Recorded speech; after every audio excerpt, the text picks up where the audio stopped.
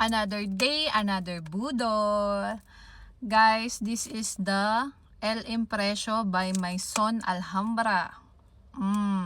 Ito yung dupe ng Dolce & Gabbana na El Imperatrice for women.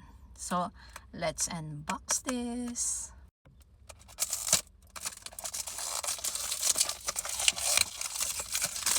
Okay. So, dupe to ng Dolce & Gabbana.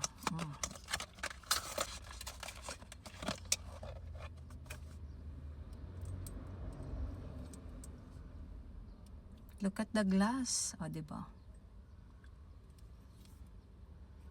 Ano to? 100 ml.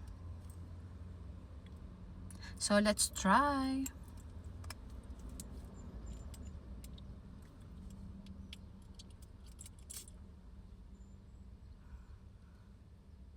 Oh my God.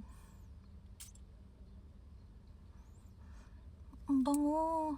Guys, for women to kasi chinek ko na yung reviews nito. Pambabae lang talaga siya. And, ang bango.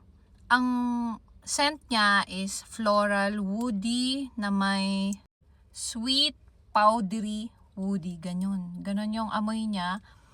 I am not sure kung same sila ng scent nung Dolce & Gabbana kasi wala pa akong ganon.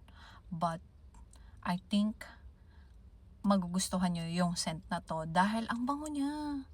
I swear, alam nyo ba guys, kumbaga, marami tayong mga dream na perfume na ang mamahal, 'di ba? But I think, this is the time for the Middle Eastern perfume na maa-achieve nyo yung mga favorite yung perfume. As you can see, halos everyday iba ang gamit kong perfume. And because very affordable. And ayun lang. I'll make you budol.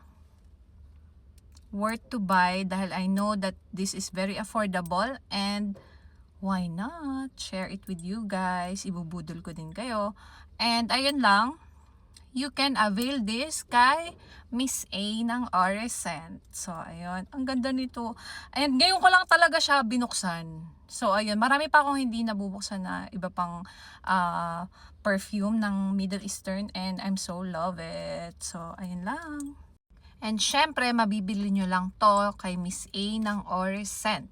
So, watch her live dahil palagi yan siyang naka-promo. And get yours now.